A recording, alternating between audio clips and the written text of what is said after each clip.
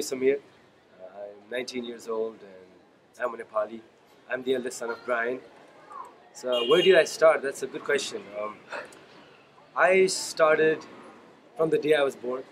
Um, I was supposed to be a dead child because my parents and everybody around me said I was going to die because I was a malnutrition kid. Um, my body was very small, so they said I was going to die. But my dad had to bring me to Kathmandu, and which he did. And thank God, when I was admitted to a hospital, then I lived. So yeah, that's how it all began.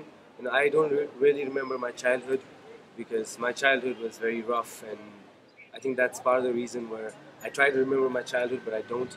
Before I was even here, before I found Brian and Ruth, I was in my family, but my family is very disorientated and they were very abusive. So I had to go to the streets, and I found my shelter, my friends, sort of my family in the streets. So I indulged myself for a couple of years doing street stuff and hanging out with street guys and doing all the bad stuff. But one day, Ruth, my present mom, she found me in a hospital. I was very hungry and I looked at her. For some reason, I kept staring at her. And she came by and she said, "Hey kid, are you hungry?" And I said, "Yes, I'm hungry."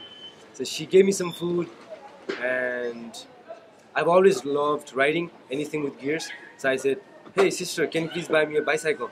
She said, "No, you're just a kid. I can't buy you a bicycle." So that just went by. That day just went by, and she left. I left, and just a week after that, some of my friends gave me a drug, and that drug was a little overdosed. So I took that drug, and then I couldn't take it. My brain couldn't take it, so I fainted completely. Ruth happens to come by, and she saw me, and she recognized me. Oh, this is the same kid that I fed 1 week ago. And so she took me to her house, and she gave me a bath. Then after a couple of hours, my conscience came back, and I was like, "Hey, where am I?" And I recognized the lady, and so we had a chit chat, and she and I said, "I don't want to go back to the streets." I said, "Can I stay with your family? Give me anything, I'll do. I'll wash your dishes, I'll do your laundries, but I don't want to go back to the streets. Can I stay with your family?"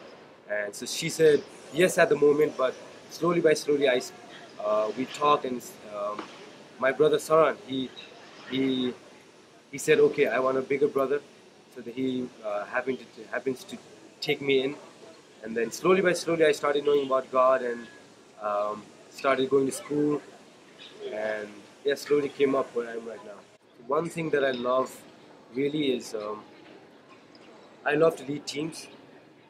I love to host them, and I love to take them to the mountains and hills and share about Jesus to the people that are unreached, and just pretty much explore around the country Nepal and see wherever I can go and bring out the gospel over there and work against the poor and needy, reach out to them and do whatever I can in my will to be more like Jesus, in every day.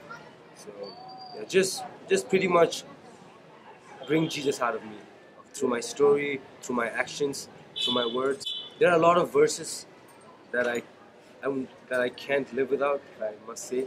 But the one verse that really stands out to me is Jeremiah 20:11, which says, "For I know the plans I have for you, declares the Lord, plans to prosper you, not to harm you, plans to give you hope and a future."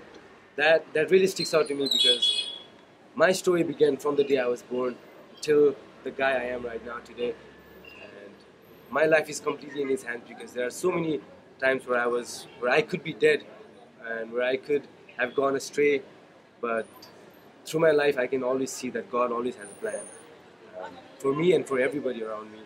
So, and that's a great promise that He has for each one of us. So that really sticks out to me.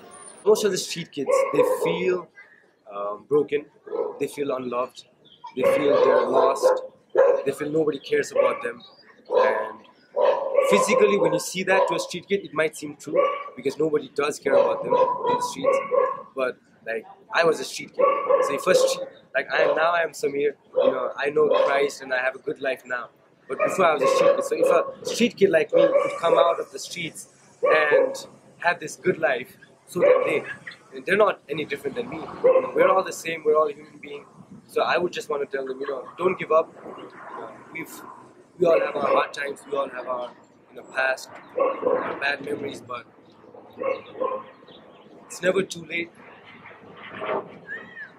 to come out of where you are, and just don't lose hope, because hope is the greatest, I think, thing that you can have and lose. So if you lose hope, then you lose everything. So I would say don't lose hope. The greater side is, great things are waiting for you. That's what I want to tell them. My name is Samir Hudgai, and this is my story.